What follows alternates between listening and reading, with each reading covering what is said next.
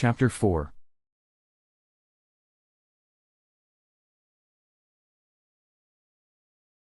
It was about 7:45 in the morning of November 8 that Karina gave birth to Ronnie Edgar de Clou. The infant came out screaming at the whole world as he was quickly delivered by Dr. Redding after only about 30 minutes of labor. About 5 minutes later the placenta was delivered and handed off to the lab as Ronnie was quickly washed off.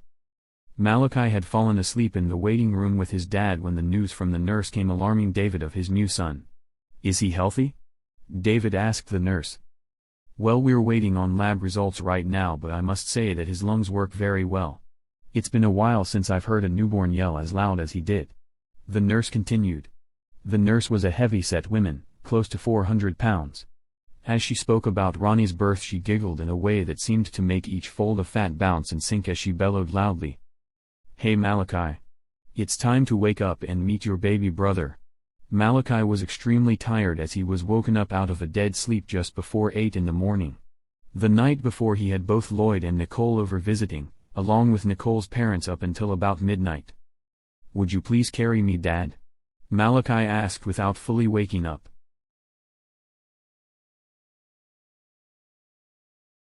"Yeah, wrap your arms around my neck, bud." Then David stood up holding Malachi tightly to his chest. Then, heading down the hallway to Karina's room, David walked right in as they were weighing his youngest son. "How's Ronnie doing?" David whispered to Karina, whom looked too exhausted to move. "We're still waiting on the lab results." "And David, why are you?" She was gonna ask why he was whispering when she suddenly realized that Malachi was asleep. "Does Malachi know that his baby brother is here?" Karina whispered back. "I told him, but he wasn't really fully awake," David responded and then softly rubbed Malachi's back. "Do you think that we should wake him up?" David continued to whisper. "He only gets one chance to see this moment of Ronnie's life, it could be good memories for him." Karina answered and then waved for David to bring Malachi closer to her. Suddenly something had startled Ronnie as he began to scream just as he did during delivery. The scream was so loud and sudden that Malachi had nearly jumped out of his father's arms and into his mother's. The sudden loud yell had caused Malachi to cry for a moment as he stood on the floor facing his little brother. With a look of extreme fear on his face, Malachi just stood there staring as he slowly realized what was happening. "Malachi.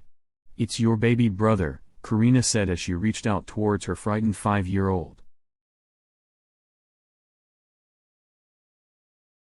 "Mommy." Malachi began to speak as his body quivered from his rude awakening. "He's mean, Mommy. Can he go back in you for now?" A combination of the very serious tone of voice coming from the 5-year-old and the question had instantly put all of the staff members, within the room, Karina, and Malachi's father into a tear-jerking historic laugh. The laugh in itself had drowned out the cry from Ronnie that had caused the comical moment in the first place. Bending down to pick Malachi back off of the floor, David held him tightly. "Don't worry, son. Ronnie won't be sounding like this all of the time. It's gonna be okay," David assured Malachi as he kissed the frightened child on the forehead. As David was holding Malachi, he walked over towards Ronnie, whom had now started to silently sleep. Suddenly Malachi tried to pry himself off of his father. "No, Daddy. Please, Daddy." "It's alright, Malachi. He won't hurt you. Hold still, son." David had tried to hold Malachi, but the kid had crawled off of him like a cat running down a tree, then ran to the bed next to his mother. Over the following days Malachi had become used to his little brother, realizing that Ronnie wasn't only not bad, but also that the infant was someone that Malachi was more than happy to brag being the older brother to. Helps when you're wide awake. Before leaving the hospital with Ronnie, it was determined that Ronnie had shared all of the medical differences that his older brother, Malachi, had grown up with. Ronnie's canines had partially developed roots that caused the gums of the front upper gum line to appear deformed. Ronnie's body temperature was in the low 70s, and also Ronnie had an increased heart rate. Because of the fact that Karina had 2 children with the birth defects that clearly defined their family history, Karina's mother had began to push the issue of her daughter getting her tubes tied. Or David could get a VI. "Hell no," David said. "Why would I want to have that done? I'm only 27 years old, I don't want to be neutered." The whole issue, in general, was hard on Karina, and what made it even harder is the fact that she didn't want her husband, whom she loved very much, to know anything about the genetics of her own family. The last thing that she needed is for her husband to think that the family is crazy. About a week and a half after the birth of Ronnie, David had gotten some steaks out of the freezer to prepare for dinner. Leaving them out on the counter, to defrost, he had gone out to the living room to pick up some toys that Malachi and Lloyd had left out.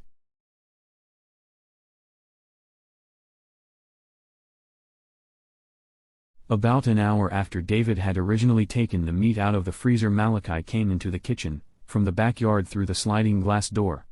As Malachi came into the kitchen, he saw the meat sitting on the plate. As he began to walk past the dish, there was something about the smell of the defrosting meat that drew Malachi's attention. Turning around and going back to the dish, he put his nose to the plate and sniffed the steak that slowly leaked blood onto the plate. Dipping the tip of his index finger into the small pool of blood, Malachi pulled his finger back and stared at the bloody tip of his finger. Bringing the red substance close to his nose, he sniffed it and then liked the mildly sweet odor. Out of curiosity, Malachi put the tip of his finger on the end of his tongue and tasted the bright red blood. Quickly Malachi dipped his finger back into the red substance and tasted it again. Quickly looking over his shoulder, to see where his father was, so that he wouldn't be caught, Malachi picked up the large piece of meat and sniffed the corner edge of it.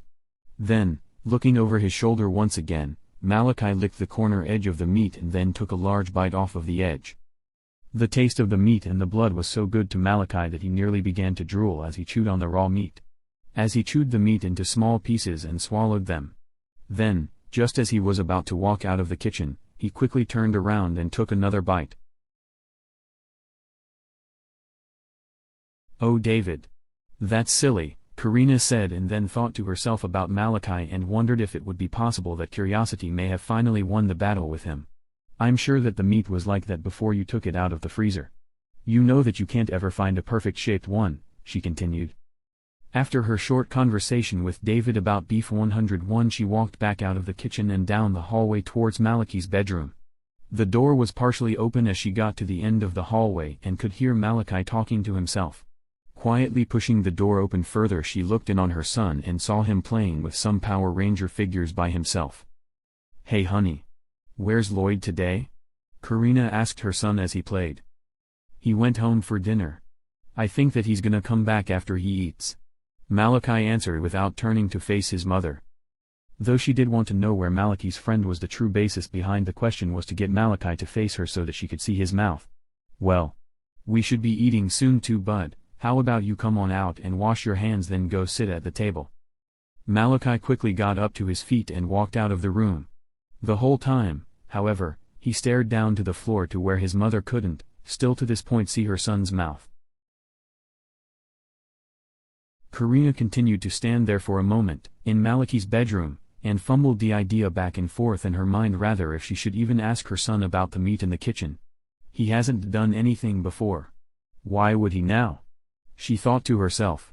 Should I let my mom know about my suspicions? No, she worries too much already. Mommy. Mom. Startled, Karina turned up to see Malachi standing right behind her smiling. Mom, Dad says that it's time to eat dinner. To Malachi, even to himself, knew that something within him was changing, or seemed like it anyway. He knew, even at the age of 5, that eating raw meat wasn't normal to do, much less suddenly getting another craving for the blood only 15 minutes later. Malachi knew that something else was changing within himself as well. Over the last 2 weeks or so it seemed to him as though he was able to understand what others were thinking in regards to himself. About 5 minutes prior to this moment, while he was brushing his teeth, he knew that his mother was thinking about asking him about the bite of meat missing from the raw steak. Then he had also felt that his mom was thinking about asking his grandmother for assistance in regards to dealing with the possibility of him eating that raw steak. Malachi, for the most part, was confused. He wondered, could I really be understanding other people's thoughts? Also, why did that blood taste so good? And, why do I want more? And now, why is my mother wondering why I'm not out sitting at the table yet? Malachi was suddenly startled by the thought, then turned and walked out into the kitchen where his parents were both sitting down. Nice that you could join us, hun, Karina said as Malachi sat down. I'm sorry, Mom. I just tried picking up some toys in my bedroom real quick, Malachi said as it was the first excuse to come to mind. After this particular incident of being able to understand his mother's thoughts, in regards to the steak, Malachi had decided that he could no longer be so obvious when making choices involving the taste of blood or raw meat. I want more of that blood, Malachi thought to himself as he turned his head, looking for the plate that the raw meat was on.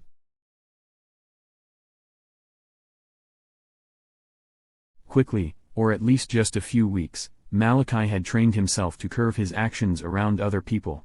This way his mother, nor anyone else for that matter, would have reason to suspect him nor question him of his actions or anything else that might be odd. For the most part, with an exception of getting used to having a baby in the house, life was normal. The Christmas of 2003 rolled around and went fairly smooth. Ronnie had gotten mostly baby toys as Malachi had gotten a remote control car, Power Ranger figures, Hot Wheels, and, of course, a lot of clothes. "Do you know why you got all of those clothes this year, Malachi?" his dad asked. No. Malachi was used to receiving new clothes and shoes once in a while, but never as much as he had for this particular holiday. "Because you are starting school next year. Kindergarten." David finished as he reached over to Malachi and hugged him. "You're growing up, Malachi." The holidays passed and then life was back to a sort of normalcy. As usual, Lloyd and Nicole spent countless hours playing with Malachi, and then, the only new difference, is that Malachi did brag about being Ronnie's big brother. Lloyd nor Nicole had siblings. They never knew, like Malachi was just now learning, how the process of being the center of attention gets shifted off to someone else. This process wasn't hard for Malachi, however he did find once in a while that his personal wants were put off until after Ronnie's needs were met. On January 5, Ronnie had his first official follow-up appointment with Dr. Redding. Similar to how life had been for his older brother, Malachi, his body temperature was still extremely low and had a very high heart rate. "Well, Karina, I don't know what to tell ya," Dr. Redding started. "Both Malachi and Ronnie have these problems that are unexplainable. Obviously they're doing all right. They seem to be happy, they're eating like they should, and, with Malachi anyway, he interacts with other children just as he should be. Though I'm not a teacher, I do feel that Malachi's vocabulary and comprehension is extremely good, for a 5-year-old that is, and he is a very loving child." Pausing for a moment, Dr. Redding placed his index finger into the palm of Ronnie's little hand. "I believe, Karina, that, regardless of the few differences within your two children, they will grow up just the same as anyone else. Obviously Malachi's teeth stick out like a sore thumb, and I think that it's reasonable to expect Ronnie's teeth to grow the same as his brother's." Removing his finger from the little hand, that now had a tight grip onto it, Dr. Redding placed his finger into Ronnie's mouth and examined Ronnie's top gum line. "As I said, his teeth will most likely be the same as Malachi's. I can feel partial development of the canines." As Karina and Ronnie both left the hospital, Malachi stayed at Lloyd's house for Ronnie's appointment. She had felt some sort of relief knowing that Ronnie's situation was similar to that of Malachi. Malachi's health, beyond the obvious differences, was fairly good compared to most children who get regular colds, chickenpox, and about everything else under the sun. Weird, Karina thought as she realized for the first time that Malachi has never come down with a cold. "I wonder if that's got anything to do with our genetics." This revelation came to Karina's mind as she pulled into their driveway. By the time that Ronnie was 6 months old, he had all of his 32 teeth fully developed. As with Malachi, Ronnie's canines were about twice the size of the rest of his teeth. Just as Dr. Redding had predicted. That following May, on Malachi's birthday, it was, once again, time for another dental appointment for Malachi. "Well, Malachi, you've grown up a lot since the last time that I had seen you. Well, how about you hop on up here and we'll see how your teeth are doing," Dr. Knox said as he tapped on the seat of the dental chair. "Now open real wide for me. Okay."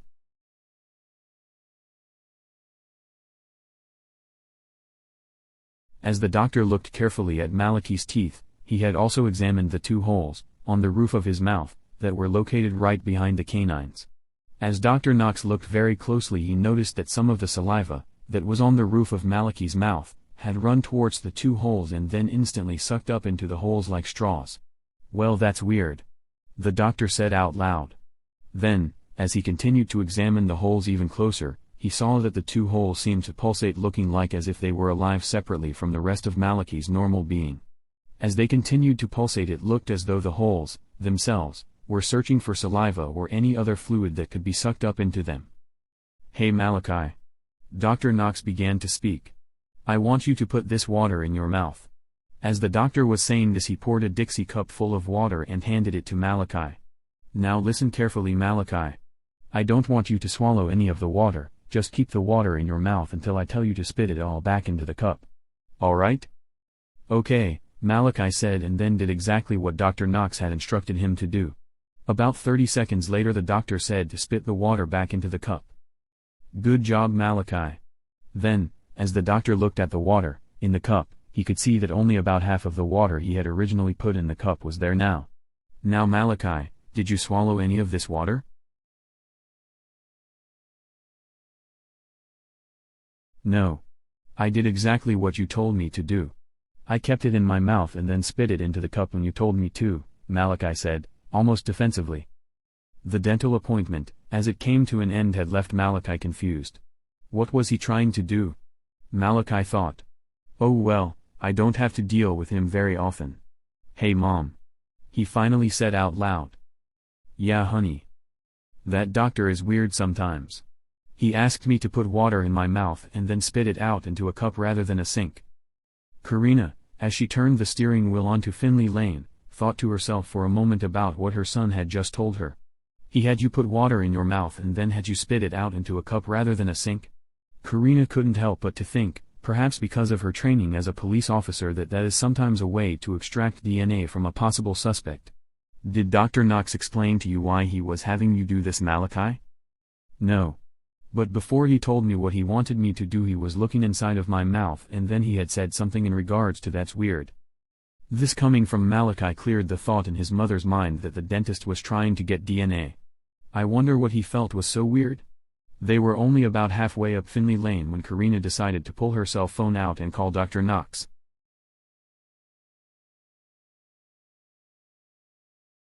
Dr. Knox's Dentistry. "This is Penny speaking, how may I help you?" Karina had known Penny for many years, in fact had been in school with her since the 2nd grade. "Ah Penny, this is Malachi's mom. We just had an appointment for Malachi this morning." "Oh, hi Karina. How are you doing? I saw you leaving the office just a few moments ago. Sorry that I didn't get a chance to say hi." "Well, I'll have to stop by and see you sometime," Karina said. "Penny." During the appointment, Malachi says that Dr. Knox had him hold some water in his mouth and then spit it out into a cup. This seems unusual to me, Penny. Could you possibly tell me why the doctor would have him do this? Actually, Karina, I'm not sure why he would have your son do that. I've never heard of it before. Would you like me to ask him for you, or would you rather if he called you back? Please have him call me back, Penny. I would appreciate it very much. I just want to know if something is wrong. Malachi said the doctor had said that something was weird. Please have him call me soon. Okay, Karina. I'll do that. Alright, thank you, Penny. You're welcome, dear. Then the phone went silent just as Karina and Malachi were pulling into their driveway.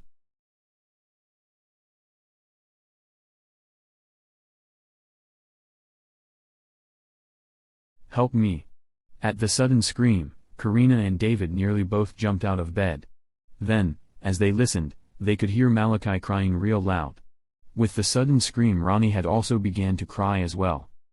Running out of the bedroom and into Malachi's bedroom, David found Malachi sitting on the edge of the mattress crying and trembling. Sitting next to his son, David put an arm around him and held him close. Did you have another bad dream, bud? Just as he asked, Karina came into the room with Ronnie in her arms. Yes. Malachi managed as he continued to cry and shake. Daddy. These dreams are red bad. I just wish that they would go away. Looking at his watch, David seemed to think for a moment before continuing to console his son. What time is it, David? Karina asked. Just before 3:30. And then David picked Malachi up and set him on his lap. Now, holding the terrified child with both arms, he held Malachi tighter than before. Buddy, tell me about your bad dream. This way maybe it might help if you talk about it. Of course, this wasn't the first time that Malachi had these nightmares. Like his mother, he too dealt with what seemed to be identical night terrors to Corina's. In Malachi's nightmares there was a white guy with a Hispanic woman that seemed to try to protect him from an old Hispanic guy. Along with himself there was a younger child, perhaps about 5 years younger than himself. This other kid was also Hispanic. However, Malachi was unable to say exactly what his role was within the nightmares. He did know, however, that he was very scared of the old Hispanic man. Just as with his mother, when she was growing up, moments after he would awake, all of the details of the dream would vanish from memory. Listening to her son's explanation of his dreams, Corina continued to stand in the doorway of the room holding Ronnie. David didn't really know any of the details of her nightmares. However, if he had carefully listened to Malachi describe his, he would realize that the dreams were identical to hers. Also, through her son's dreams, she also now knew who the children were. Her own kids. This would explain why, at one time, that one of the children, in her own dreams, had said, "Hi Mom. I love you." Also, now knowing the role of each of the characters within her dreams, the nightmares had come to an end. For herself anyway. Within Malachi's dreams, there was one mystery character that had never existed within her own dreams. This character, a baby boy, had seemed, to Malachi, to be someone that he had to protect. This character Malachi had kept from his parents for reasons beyond his own knowledge. Rather if it was lack of information, or perhaps he had felt that he couldn't talk about it. The following morning, as David went to work and Corina stayed home with the kids, Corina had decided to go visit her mother in Ridgeview. "Now you were saying something about Malachi having another nightmare last night. Do you know anything about it?" Corina's mom interrogated. "Well Mom. Through his nightmares, and only because they are identical to those that I used to have." "Used to have?" Mrs. Sanchez interrupted. "You mean to tell me that you are not having them anymore?"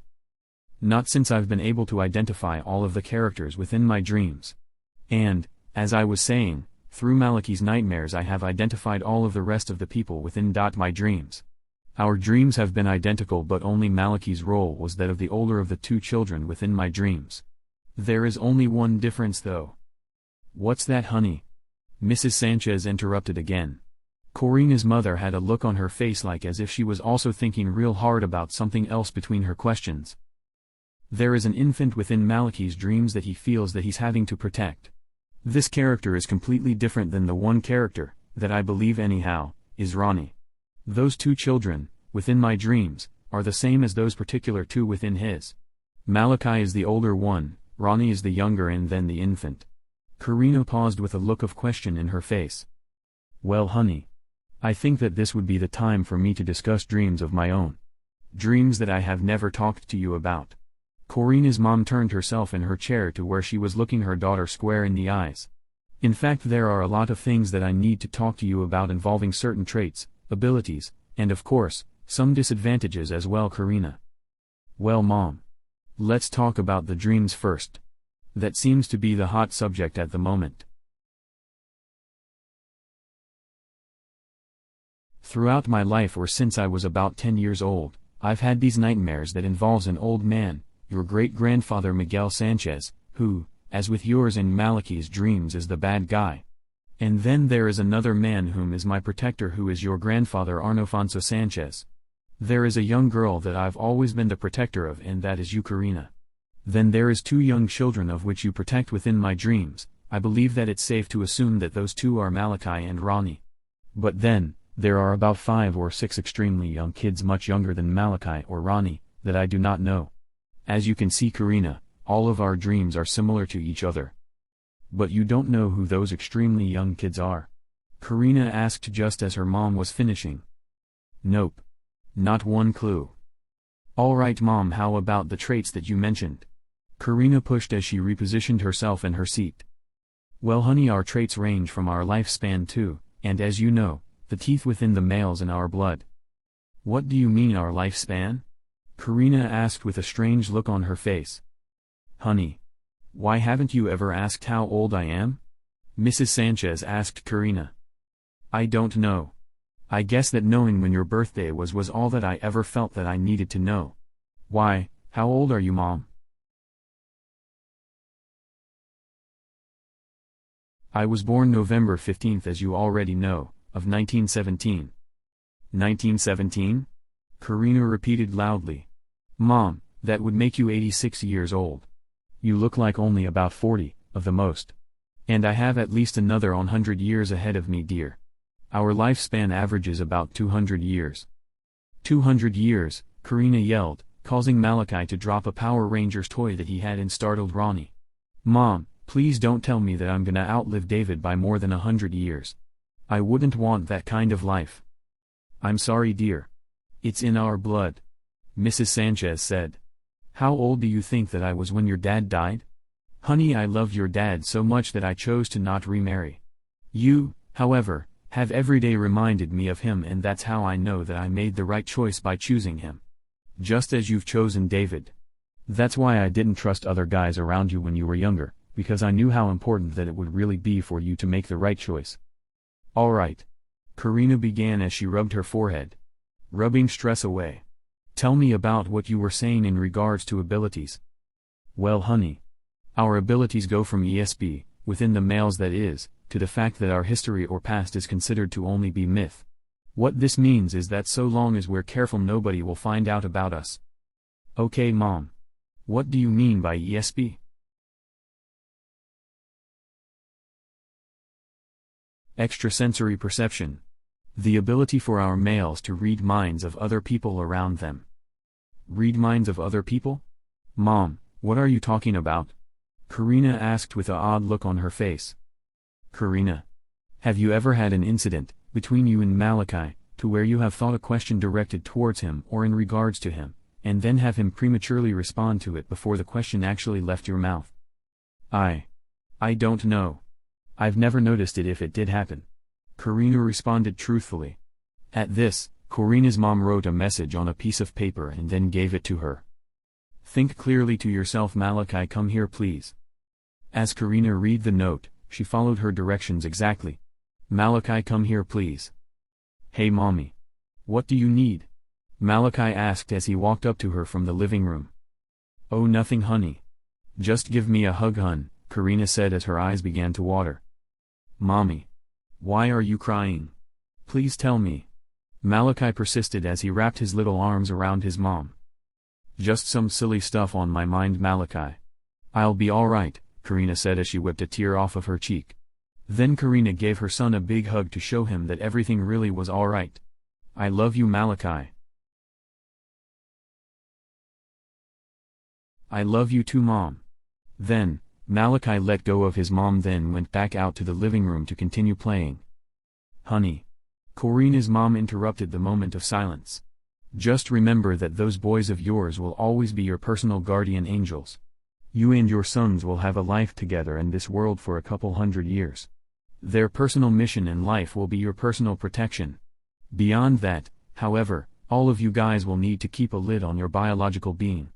Allow the world to continue thinking that vampires are a myth. As long as people believe that, you three will be safe. Then, looking at the clock on her mom's coffee maker, oh my God, Mom, Karina said as she stood up. It's almost time for David to be home. Malachi, let's go home, bud. Karina. Keep in mind, that at times that you could be risking waking Ronnie up by yelling. All you really have to do is clearly think what it is that you want Malachi to do. He'll understand. Understand perhaps better than what he would have through words. Yeah, Mom. But it's gonna take a while for me to get used to all of these things. I know it will. Just remember, however, that all of these issues are to your benefit. As long as others don't find out. Then, standing up as Karina went and picked Ronnie, who was well asleep, off of the couch. Mrs. Sanchez hurried Malachi along. Oh, Karina dear, before you leave, please grab your dog food out of the closet. I'm sure that Spud would appreciate it. I can't believe that we forgot it. We just went and bought more when we realized that we didn't have any. Then looking over towards her older son. Malachi, would you please grab that bag of dog food for me, honey? Karina asked as she carefully put Ronnie over her own shoulder. Be careful though. It's heavy. It's alright, Mommy. See, I can lift it. Malachi had picked up the 20-pound bag and threw it over his shoulder. Good job, honey. Now tell Grandma goodbye before we leave, okay? Then, as she opened the apartment door, Malachi used his arm, that he wasn't using to carry the dog food, to hug his grandmother. "I love you, Nana." Malachi, though he was 5 years old now, still had problems pronouncing certain words. Who knows, Nana may become the word for grandma for many years to come.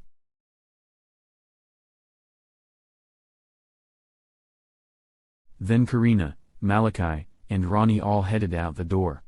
The drive back to Craig, and then to their house only took about 5 minutes. When they arrived, David hadn't gotten home from work yet. "Hey Malachi, please do me a favor and take the dog food in." Then handing him the keys to the door by one particular key. "Then, please hold the door open for me, hun. Use this key to unlock it." "Mommy. Do I just put the key in the hole and turn it?" Malachi asked as he opened his back seat door, then, once again, threw the bag of food over his shoulder. "Yep. When you turn the key you'll hear a click sound. When you hear that means that it's unlocked." "Okay." "All right, Mommy." Malachi answered and then done exactly as his mother told him. As Karina continued to wait in the car, she watched Malachi until he popped open the door. "Good job, Malachi," she thought to herself, as this was the first time that he had ever used real keys to open a door. "Thank you," Malachi yelled over his shoulder as he walked in. Karina continued to sit in the car for a moment as she thought about what had just happened. How am I gonna get used to this ESP thing? Then, seconds later, Karina saw Malachi back at the door, holding it open. About 20 minutes later, David arrived from work. "Hi honey. How did everything go for you today?" David asked as he walked into the kitchen. "Pretty good, I guess. We just got home about 20 minutes ago from being at my mom's all day. Would you believe that we left an unopened bag of dog food in the apartment? That's funny. I thought that we had gotten everything," he said, then paused for a moment as he saw Malachi playing in the backyard with Lloyd. "I hope that Malachi's nightmares start to let off a little. That was a rough way to wake up this morning." "Well, they can't get much worse." Then Karina thought about the fact that there is an unidentified child within Malachi's dream still, but then again, they may just continue for a while yet. A few weeks had gone by without incident. Then, on June 21st, it was time for Malachi to have a physical and exam with Dr. Redding. "But Dad, why do I have to see Dr. Redding again?" "Malachi, you make it sound like that you're there every day. The last time that you saw Dr. Redding was on your birthday, last year, 2003, you can do it again." "I don't want any shots though." "Malachi, you don't even know if you're gonna get any shots. Besides that, if you do, just do what Dr. Redding told you to do. Relax your muscle, look away, and then pretend that the doctor is just pinching you. You can do that." David finished just as they pulled up to the hospital. It was about a half hour later that Dr. Redding came into the examination room. "Well, how's my favorite patient doing this morning?" the doctor said as he looked at Malachi when he entered the room. "Good," Malachi said with a very nervous-sounding voice. Knowing that most likely, that he was gonna get a shot before going home, Malachi had decided, on his own, that he had to be tough, not just for himself, but also for his father. He knew that there were other kids that got shots who were the same age as himself. Some even younger and didn't have any problems. "That's great." Dr. Redding continued. "You're growing up fast, Malachi. Seems like just yesterday that you were born." Dr. Redding paused for a moment as it looked as though he had gone into deep thought. Then, as he turned to open a drawer behind him, he continued. "You're starting kindergarten this year. That's real good." Malachi strained to look around the doctor as he stood with his back to him. He heard the doctor pulling things out of the drawer and tried his best to see if anything with a needle attached to it was one of them. His concentration on what the doctor was doing drowned out anything that the doctor was saying. Then, a syringe, with a blue plastic cover, covering its needle, stuck out like a sore thumb next to some of the items that the doctor had already pulled out. Staring at the syringe, Malachi tried to shake the fear out of his own system as he just continued to watch intensely. Then, after Dr. Redding pulled out a little glass bottle out of a overhead cabinet, he saw the doctor pick the syringe up and slip it into his pocket. "Well, Malachi, can you lift the sleeve of your shirt for me?" As the words left Dr. Redding's mouth, Malachi felt a chill go up his spine. "I can do this," Malachi thought to himself. Then, as he followed Dr. Redding's instructions, He pulled up his sleeve then turned his head towards his father. I have to do this so that my father will be proud of me. Seconds later Malachi smelled rubbing alcohol, felt something wet rub his upper shoulder, then felt something pinch his shoulder. Still, planning to make his father proud of him, he continued to look away from the doctor as he waited for the painful instrument to assault him. Well, great job, Malachi. That didn't seem to bother you at all today. Dr. Redding said. Turning to face the doctor, Malachi saw him holding up 2 band-aids. You are done giving me the shot? Malachi was extremely surprised and instantly wished he could have done this long ago. Yep. And you did an excellent job. Now, which do you like between Tweety Bird or Power Rangers? The doctor asked as he continued to hold up the bandages. Power Rangers, Malachi said with a lot of excitement in his voice. Malachi? David interrupted. Yeah, Dad. Looking at his father, he could see that his dad had a smile that stretched ear to ear. I'm very proud of you, son, David continued as he reached over and hugged his son. I didn't even feel the needle, Daddy. I did exactly what you and Dr. Redding told me to do. Yes, he did. Dr. Redding cut in. But now it's time to discuss some issues, Mr. Clue. Well, that doesn't sound so good. What's wrong? David was a bit startled by how Dr. Redding had just indicated issues. Really, it's everything, together, that we have discussed since Malachi's birth. His temperature, his heart rate, and, even though Dr. Knox should be discussing it with you, his teeth, along with the holes in the roof of his mouth. As David looked at his watch, he then looked back up at the doctor. Well, that could take some time to discuss all of that. But it's important, Mr. Clue. I'm about to sign a paper for your son indicating that he's healthy enough to begin kindergarten within a public school. My signature on that form means that I believe that your son is healthy enough for his own life along with the lives of others around him. If my choice to do this is not right and then some other kid comes down with whatever it is that causes Ronnie's and Malachi's health to be the way that it is, that will be my medical license up in smoke. Pausing for a moment, then kneeling and putting one hand on David's shoulder as David sat on a stool in the examination room. All that I'm saying, David, is that I'm making a choice here that could end my career. If there is any change of any kind, rather it being his temperature, his heart rate, or dental issues, you must let me know immediately. I will. I promise I will. David had started to feel as though he was pleading in court as he responded to Dr. Redding. Dr. Redding did, however, sign Malachi's school registration papers. As Malachi and his father arrived back home, David had felt both mentally worn out and happy for Malachi that not only he handled the shot as well as he did but also that he could now start kindergarten that following September.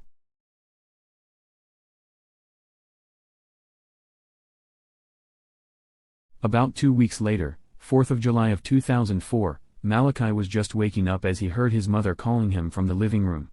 Malachi. Honey, it's time for you to get up.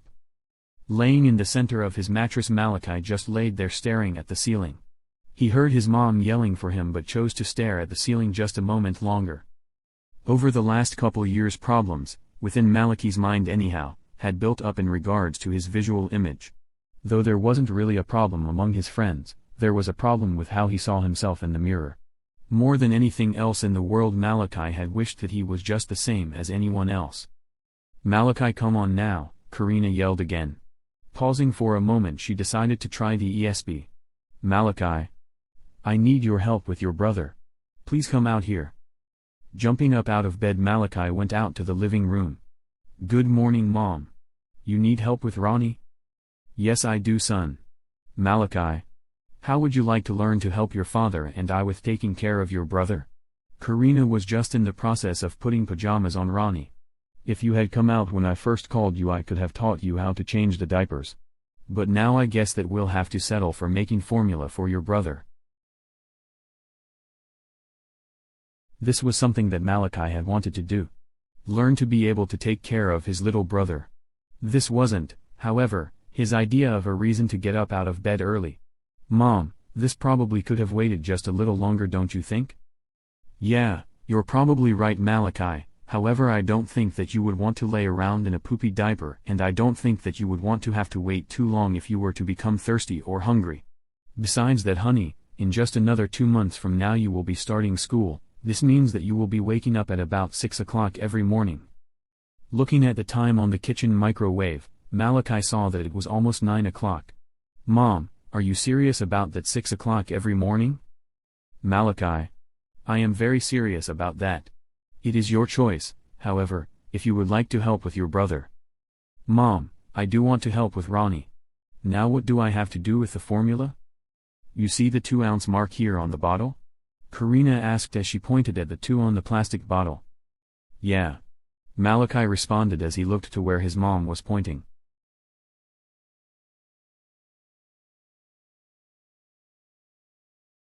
You need to use the small scoop, that is in the formula can, to put enough up to this 2. Then you fill the rest of the bottle with water.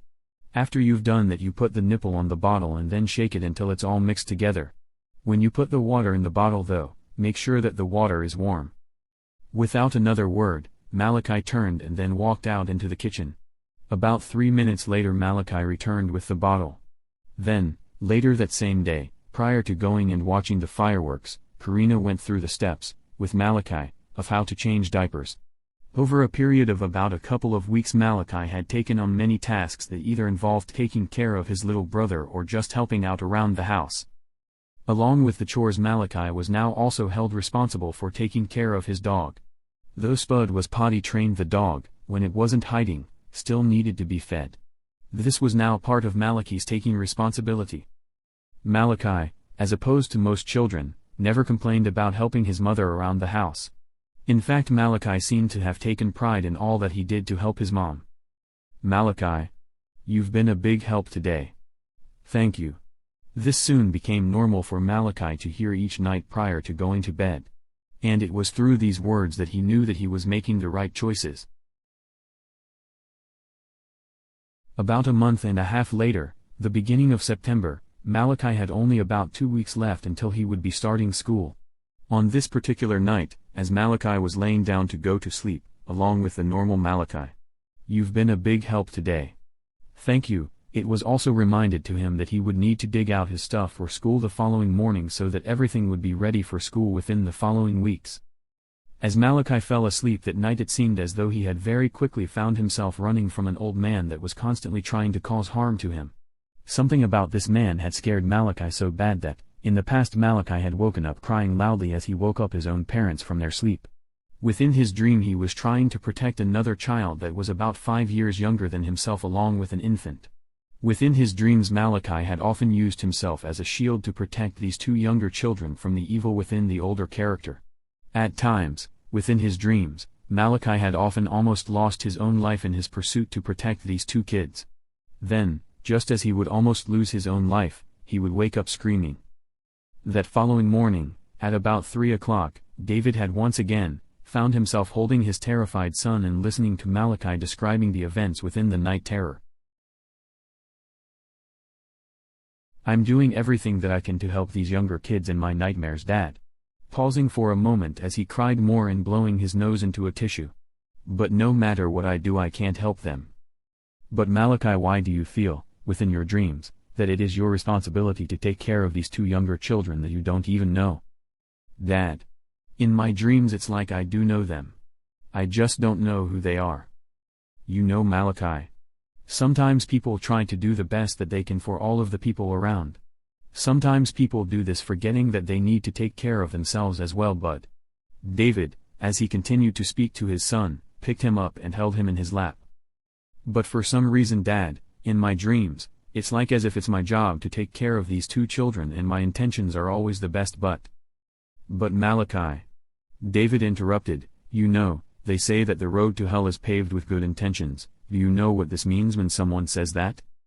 Malachi listened to what his father had just said to him and then thought about it. Does it mean that it's wrong for me to help these other kids? No. What it means, Malachi, is that if you don't take care of yourself, yet you spend all of your time helping others, soon you'll end up breaking down mentally and then become no good to yourself or other people that you care about in your life. This, of course, is just one way that someone may interpret the road to hell is paved with good intentions. But Dad, I have no control over my interactions with my dreams. This old man, in my dreams, controls my actions. Or at least he's the one that forces me to run and then makes me feel as though I have to protect these two younger kids. Malachi explained.